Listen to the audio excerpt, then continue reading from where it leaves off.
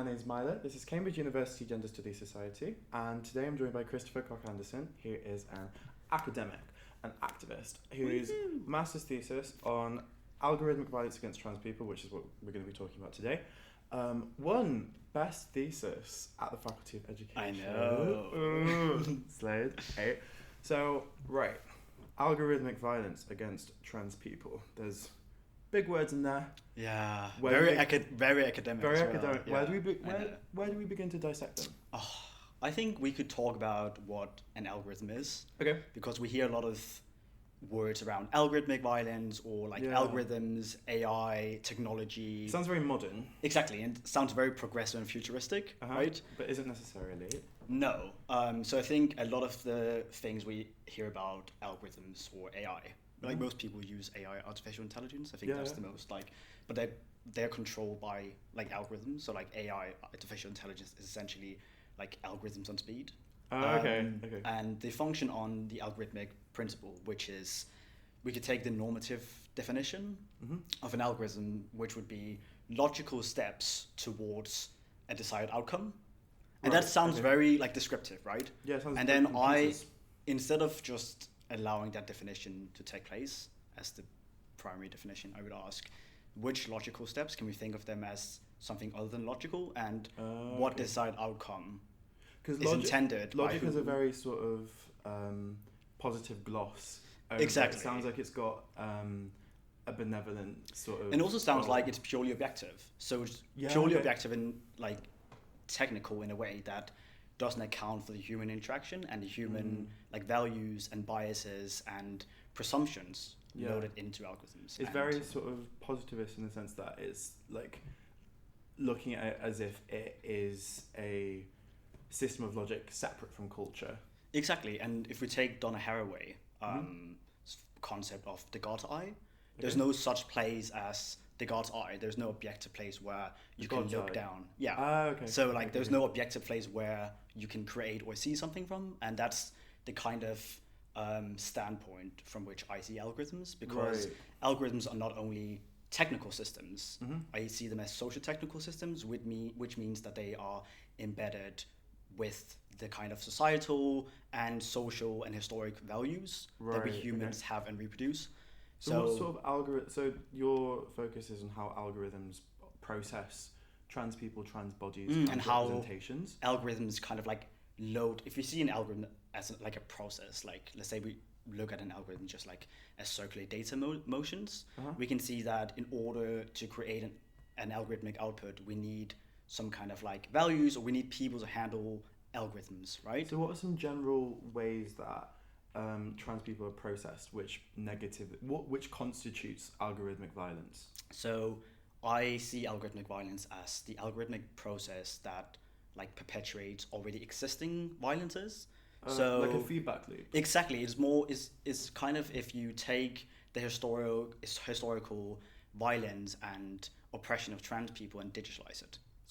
So I see algorithms as an extension of violence already present. So moving oppression that happens in face-to-face interactions into the digital politically, space. Socially, historically, and you embed them into what essentially governs every decision making that's automated now. Okay. And I have like several examples of this just to like contextualize it a bit because it becomes very abstract, and I think that's why we don't talk about it as much, because it seems very like far-fetched or very abstract and very hard to like grasp the material consequences of. So Trinity Hall is a wreck, a mess. Yeah, and they're testing the fire alarm today, so that might be interesting as well. I know.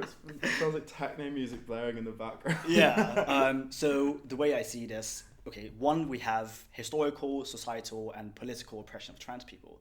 And then we have the development of algorithms, and those algorithms are in a lot of structures we have in society. So they could be in the algorithms on social media, in airport security scanners, in medical like risk assessment algorithms, like used to call in people for examinations. So any place in which like a population is being processed. Yeah, everything that's digital is essentially also algorithmic, because it's like that is the particle of how you digitalize stuff. You have an algorithmic formula.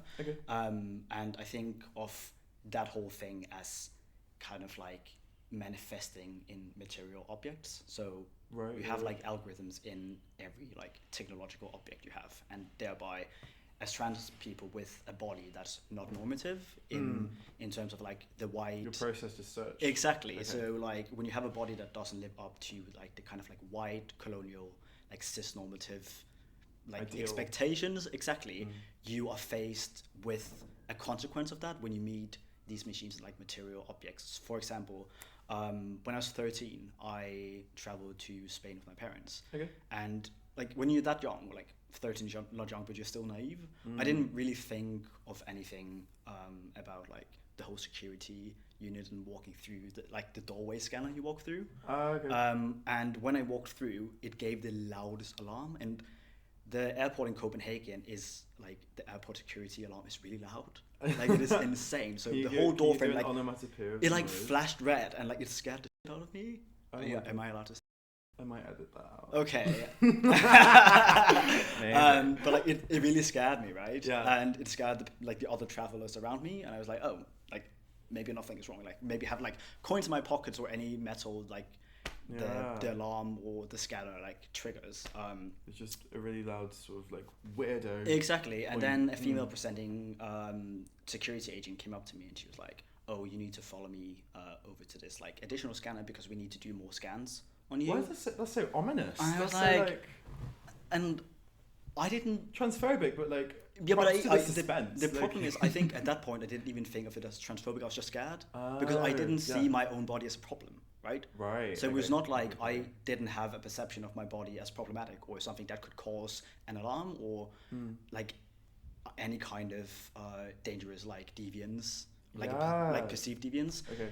So she asked me to walk into this like millimeter wave scanner, and I don't know if you see them. So it's almost like a cylinder capsule. You walk in, and you have to like stand with your hands above your head and like palm facing forward, and then it like scans your whole body. Okay. And while I was standing there, I was like freaking out, and trying not to shake. They're looking for no, just like abnormalities.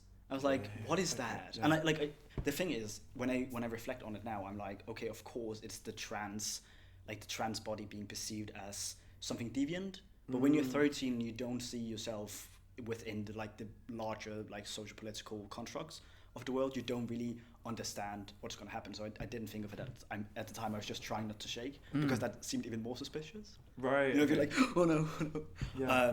So while I was standing there, I could like glance to the left, and on the left there's this little iPad attached to the machine, and you could see the areas where they're looking. Yeah, exactly, like the detected like threat areas. And it was my crotch and my chest, and that it clocked in that moment while I was standing there. It's because I'm packing and I wear a binder. They're just looking at a Roger. Exactly. So that's really odd. And it had like a male figure and a woman figure on the side. So basically, when you walk through that scanner, they click a button based on your perceived gender. Okay. So let's say you're a trans man, right? You identify as like a trans masculine man, right? And you walk through the scanner. They click man because you pass as a cis man, and it's like, so the machine is like gendered based on like male, female, right? Which is not how gender actually works, but that's how like the binarity of gender works in society. And then if there's any anomaly like that clocks out on a cis man, you get like caught as a danger. So basically they don't expect a cis man to wear a binder, right? So they were like, they'll think it's something else. Yeah, she said to me afterwards, she was like, oh, like please step out and wait here. And then she came up to me and she was like, what is that on your chest? Why are you wearing that? So not only was I taken to the side, exposed to all the other passengers, I was scared. I was so scared and terrified, and my parents had to wait outside of the security area as well. But I also had to expose my identity, which I considered private, in front of her. And she was like, what do you have in your pants?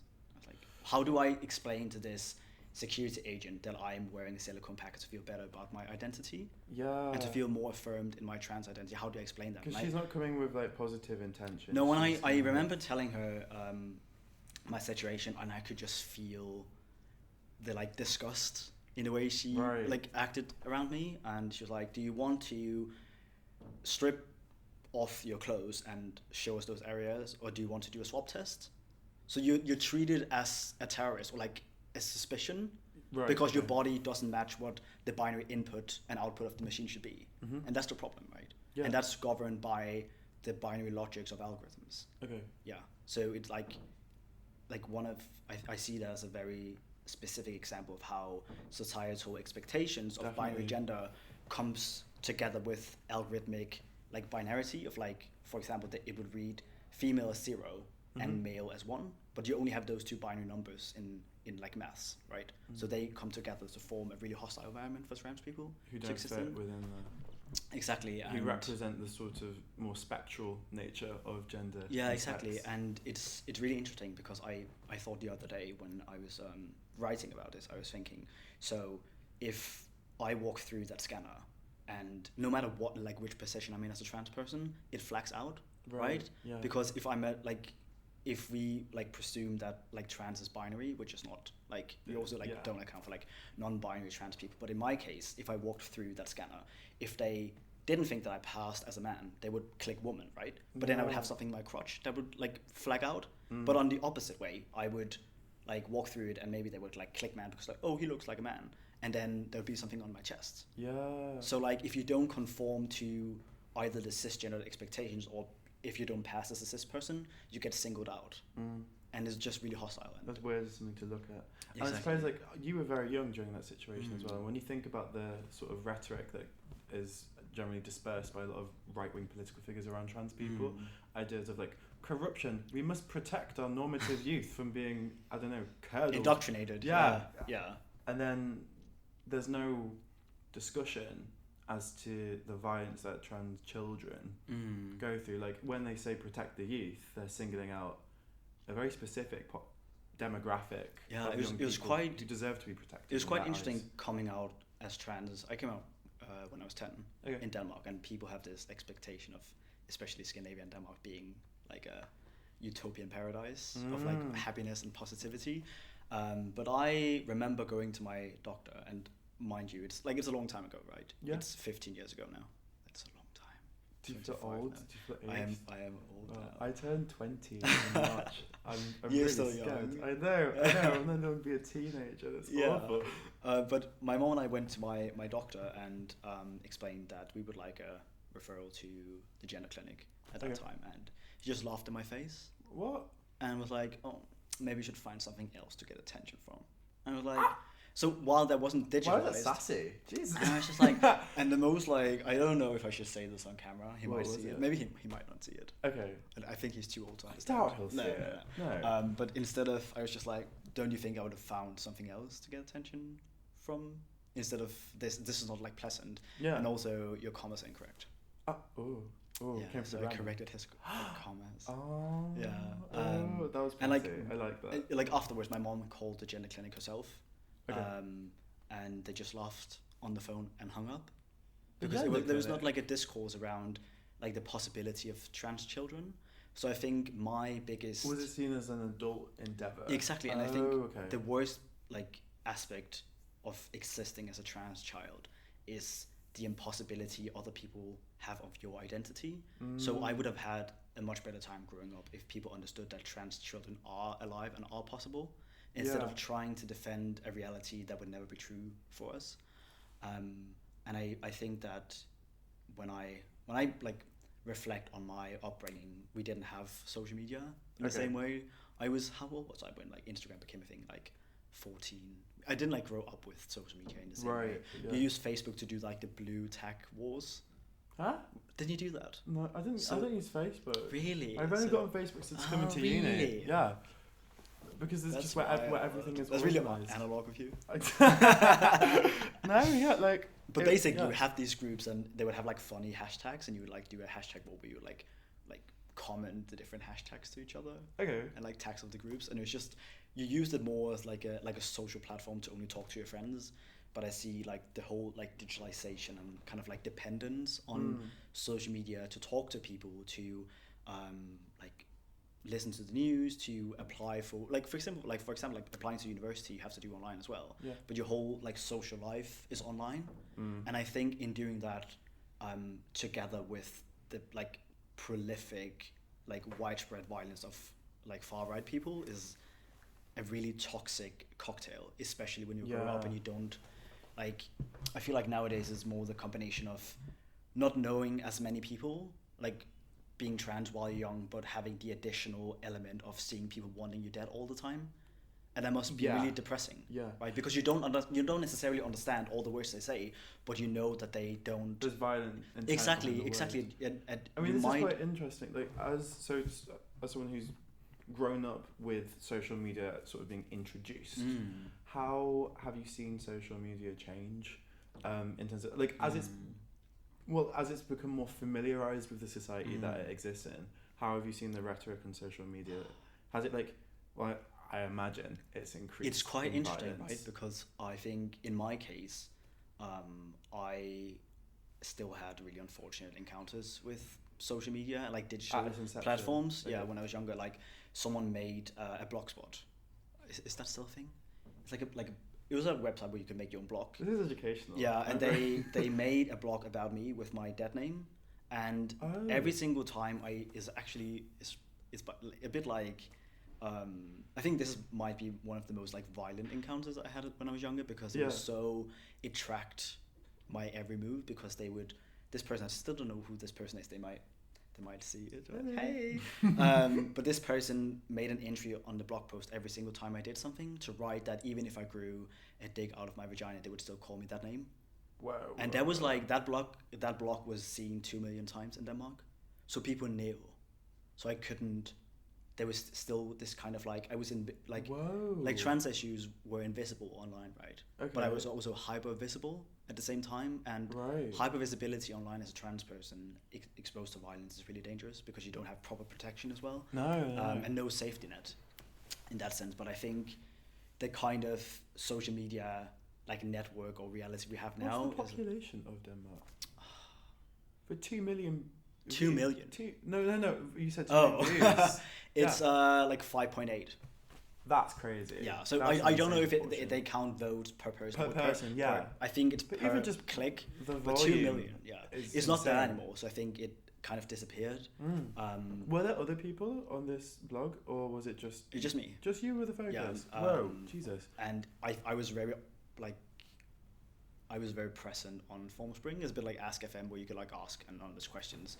And I had quite the bit of following, and I think at that point it was, I guess, more individualized, the violence you were perpetuated, like that was perpetuated towards you. Yeah, it wasn't so much an image of transgenderism in this instance, it was literally you. Exactly, and it felt more as if people just didn't know what it was back then, so the hostility came from lack of knowledge, and of course whereas now it's people feel as if they know a lot. Yeah, but exactly, and they know a lot from the wrong sources as well. And I feel like back then there was still a hostility towards trans people, but I think there's no discursive image of what a trans person does and their effect on I do feel like the digital network we have now around social media and like kind of like the appropriated like global networks of far right people and far right movements like perpetuate how aggravated and violent these systems and platforms are to trans people. Right. Because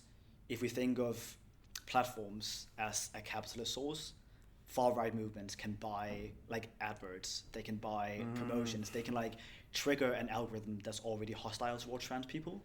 Yeah, and that's what we see as well. They just need to say a few trigger words, and then they sort of enter into a really, really profitable discourse. I'm just thinking like Liz Truss recently going around like the United States as like a far right starlet, and she is essentially saying like she brought up the deep state narrative, and she was like, the reason why I only lasted 49 days was because because she was awful. No, but apparently it was because of trans activists in the civil service. I wish though. Environmentalists, there's vegans.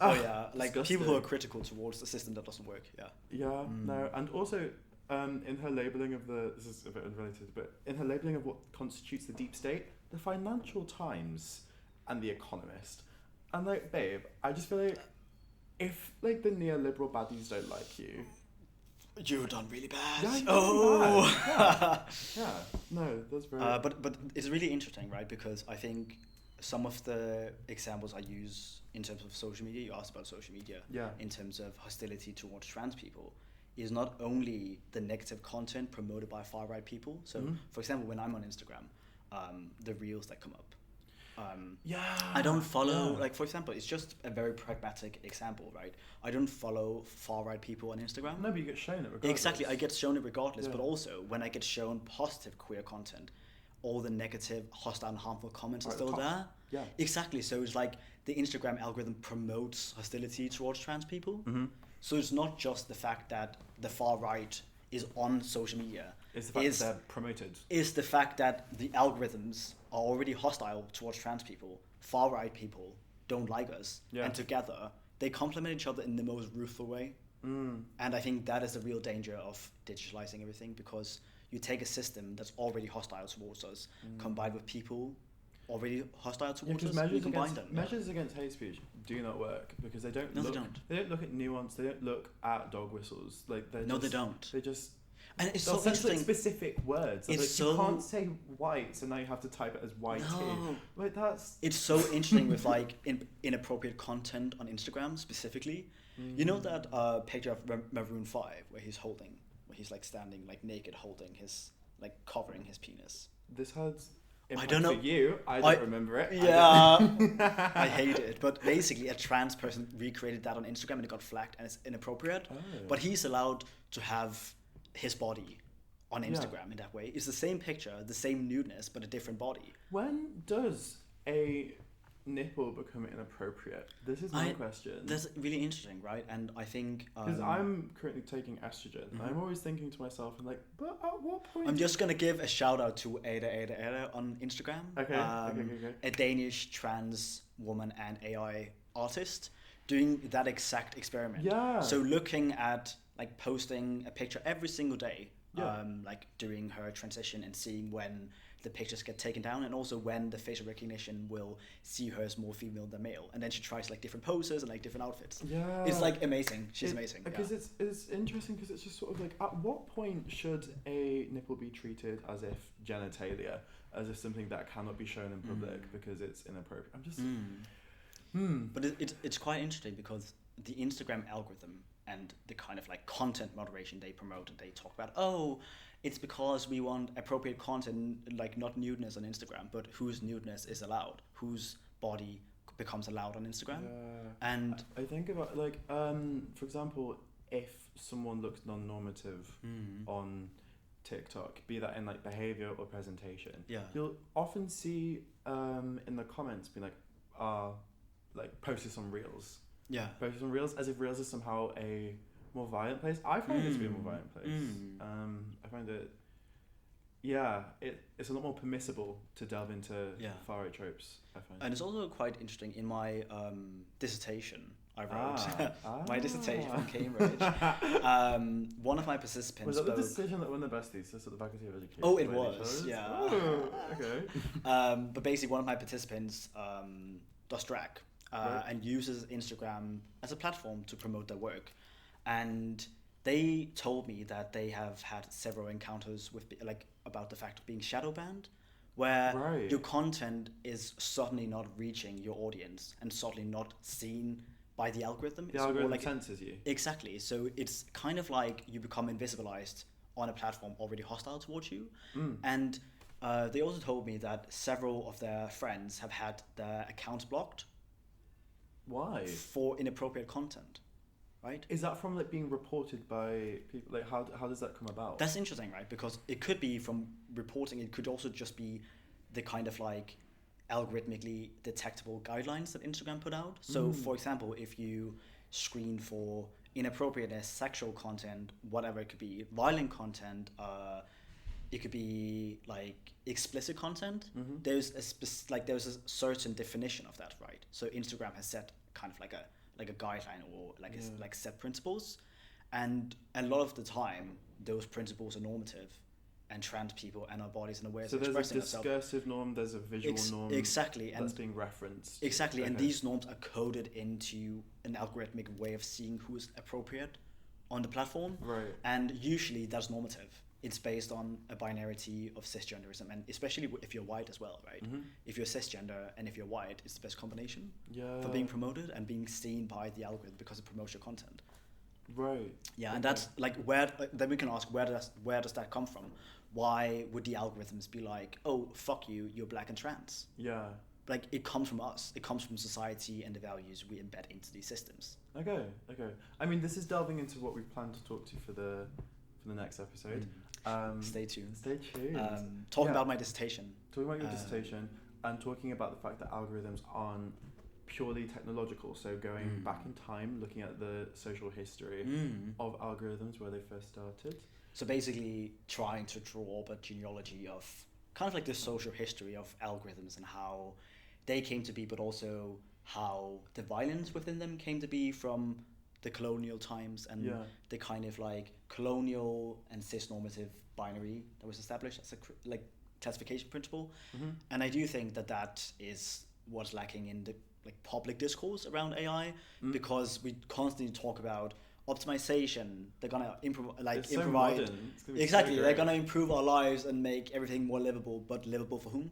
Yeah. Not for people like us, you and me. Yeah. Well, on that positive note, thank you so much for coming. This has been very, very fun. I really, really enjoyed this conversation, and stay tuned for the next episode. Okay. Bye.